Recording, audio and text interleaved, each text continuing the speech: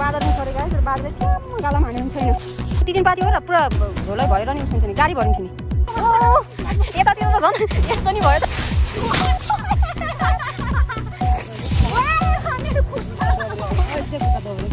लत्ती भाँच्ने गरी कुटे मैले ढुङ्गाले ल रिस त फेरि गाइज करायो नि मेरो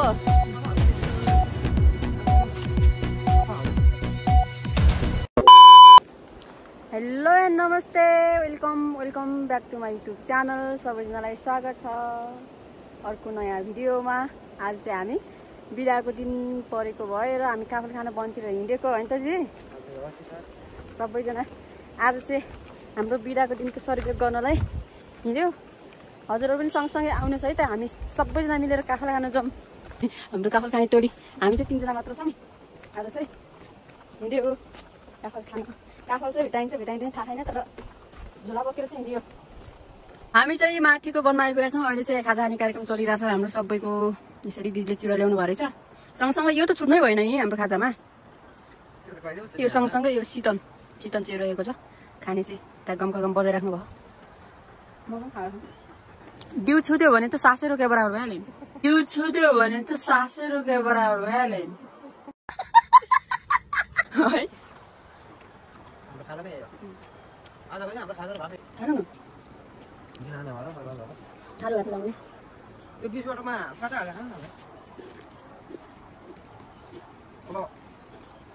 आज पनि यस्तै हो अब गिलासहरू बहिनी बिर्सियो त्यसैले अब खाना दिनु हुन्थ्यो साह्रो भएको चल्छ यो बलमा कहाँ जान्छ यस्तो जङ्गल खाउँछ अनि यस्तो जङ्गल कहाँ जान्छ फाइनली हामी काफलको रुखतिर आयौँ काफलको रुख चाहिँ यस्तो छ काफल छैन रहेछ सकिसकेको रहेछ यति चाहिँ भेटायो यति चाहिँ टिप्यो हामी चाहिँ न्युरो सँगसँगै काफलहरू टिपिरहेछौँ अब खानुपर्छ गाइज के हो ती दिन पाती हो र पुरा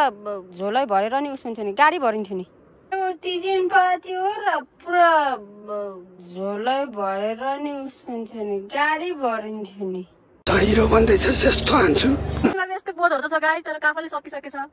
के गर्नु हामी ढिला आइपुगेछौँ यसरी अनि ओर्लिनु परेको बाटो चाहिँ यस्तो रहेको छ एकैचोटि त्यहाँ गयो भने त गाडी तल एकैचोटि तल पुग्छ नि फेरि खोला अगाडि यसरी हिँडिराखौँ हामी त झोला त बोकेछौँ के गर्नु झोला कतै झोला बोक्यौँ हामी कतै झोला बोक्यौँ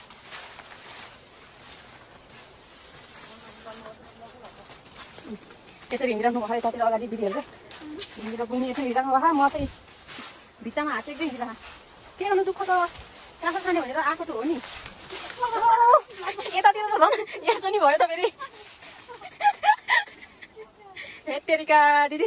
अलिक बिस्तारै हिँड्नु होला बाटो हेर्ने भने चाहिँ यस्तो छ गाई छेरी बस्दै झरिरह म त हात टेक्दै झरिरह सक्दैन म त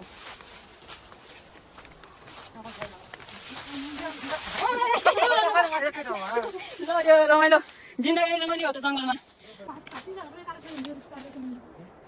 बाटोको खोजी भइरह यतातिर लदिला भन्ने फेरि छैन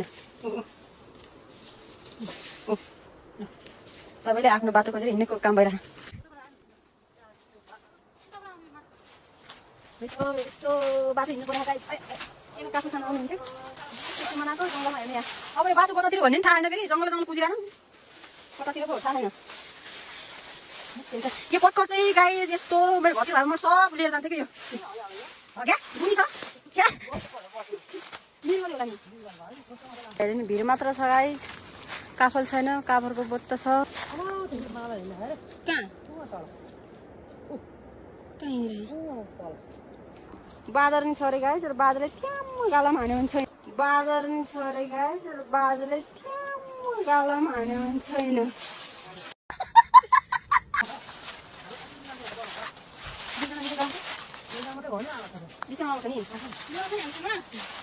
यस्तो भिड छ गाई यस्तो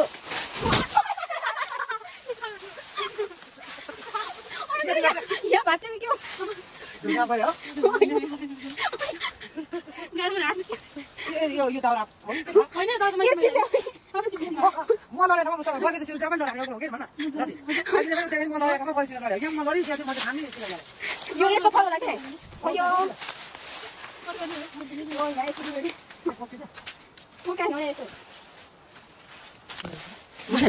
मलाई लत्ती पनि आफूभन्दा ठुलो बनाइदिनु भयो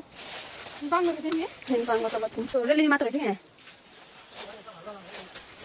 एक डल्ला त खाइहाल्यो दिदीले बाटो बनाउँदै अगाडि गइरहेको भयो हामी चाहिँ पछाडि सम्म थियो पो त्यसो पनि के भयो नि त हिजो पनि आउँछ गाई फेरि हातै कोतार्दै यहाँ त भिडमा आउनु भएछ तपाईँ त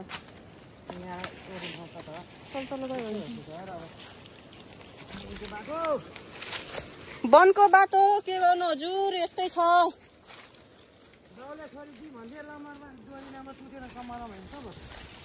बाउले छोडिदियो भने चाहिँ नम्बरमा भन्नु नि लौ त के हो यस्तो गाई त आजको काफल खुवाइ त कोला भएर है यहाँ घरि कोला दिएर कुनै कहाँ भन्थ्यो सिरी भन्छ नि काफलको बोट यत्रो तन्दैछ गाई तर हामीले आज काफलै पाएनौँ के गर्ने होला बरु ऐसेलहरू पाएन ऐसेलु खानु त हुन्थ्यो नि झुसिया त केही नपाइने रहेछ यहाँ चाहिँ बिस्तारै यसरी हिँड्नुपर्ने हुन्छ त्यो काफलको खवाई चाहिँ गरा भयो एउटा दुईवटा केरा खान पाइयो आफूले चाहिँ अब गाउँमा काफल खाना भनेर हल्ला गर्दै आँखा अहिले केरी मुख देखाउन जाने पनि लाज हुने भयो गाई काफल खाने सिजनै सक्या भयो कि हामीले त काफलै भेटाएनौँ रहेछ कहाँ रहेछ दिदी कति त कतातिर छ अरे मैले चाहिँ देखाएन टाढाबाट अहिले देख्दैन क्या आँखाको समस्या गाइस काफल देख्नु भयो काफल तायो फाइनली काफल तायो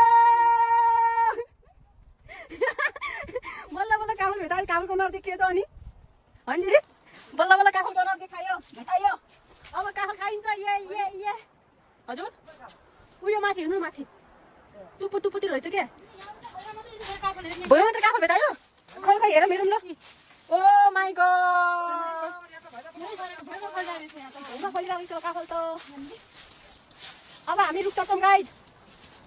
काफल त भेटाउँछौँ थाहा छैन तर रुख चाहिँ चढ्छौँ अब हामी अगाडि भर्खर हामीले झार्यो क्या माथिबाट भुइँमा त तन्नै काफल म त देख्दिनँ त त्यहाँ फेरि आँखाले देख्दिनँ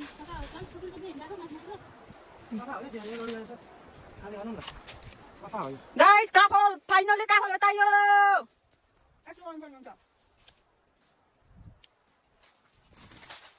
काफल गाइस काफल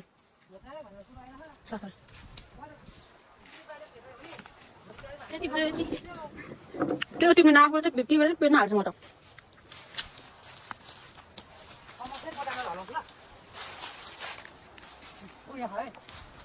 दिनु बोतल लगाएर म त मुखमा जम्मा गरेर जम्मा गर्नु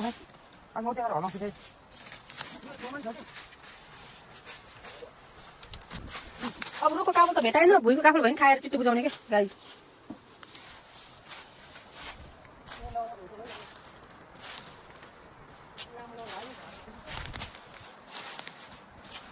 माया भेटियो भिरैमा अब के गरी जाने हो भिरैमा माया भेटियो भिरैमा कसरी जाने हो भिरैमा भगवान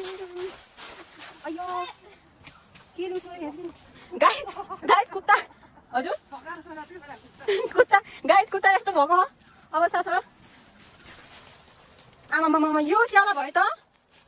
आमै रङ्गे कि हिजो स्याउला के झिङ्गो लेकिन खा सिम्ले झिम्ले लाँदाखेरि आमा नि त हेत्तेरिका रङ्के आमै नजिक लिङ्गे खा सिम्ले बनिरहेको रङ्गे म उहाँ स्याउला आऊ भने अझ यस्तो अथिलो ताई रो मल पनि लागे हेलिकप्टर चार्टर गरेर टक्क लाएर पठाइदिन्छु ल उकाली र ओराली सँगसँगै हिँड्नु पर्छ धन्नै लरे दुख पाएको सेतो हे माया कमेरो माटो झल्को आउँछ नहिँड्यो बाटो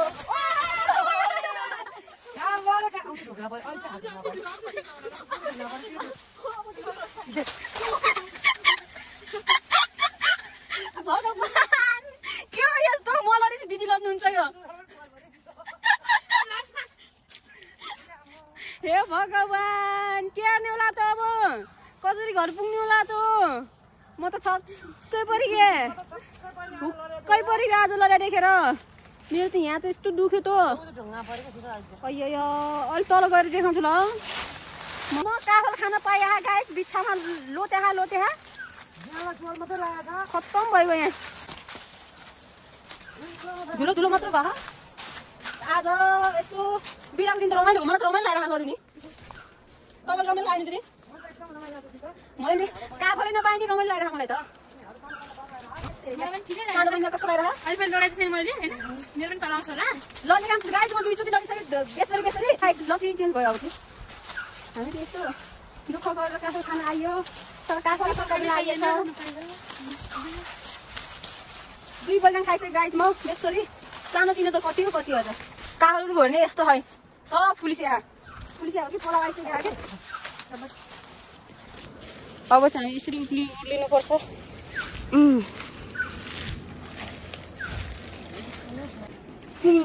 खुट्टा यसरी लकिन्छ चिप्लिन्छ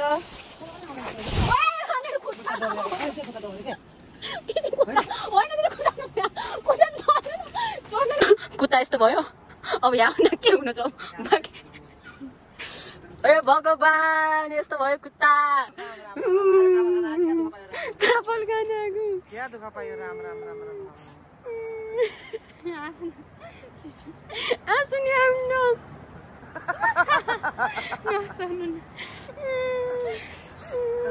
आसु नि आउनु भगवान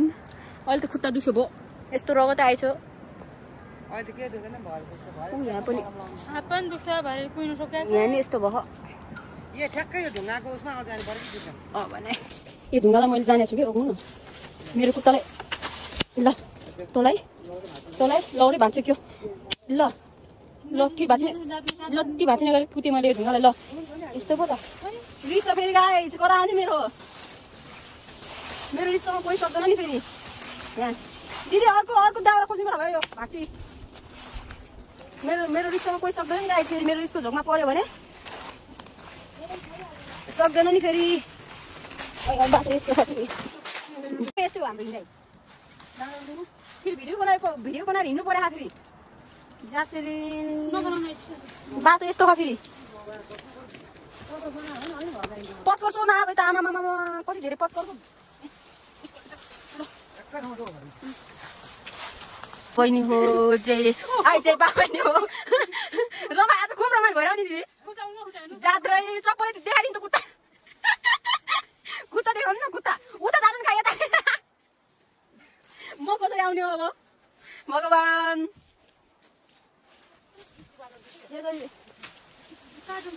बिस्तारै जाऊ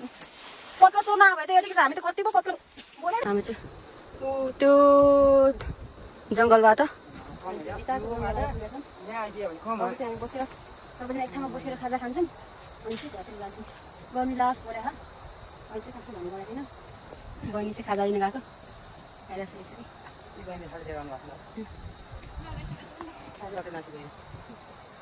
छ गाई जाने पारा चाहिँ अब चाहिँ हामी खाजा खान्छौँ अनि तको लागि चाहिँ उकालो उक्लिन्छौँ आजको हाम्रो खाजाको साथमा रहेको छ मामा अनि तरल परासीमा रहेको छ माउन्टेन ड्यू त्यसपछि हामी चाहिँ अब गम बजाउनु पर्ने हुन्छ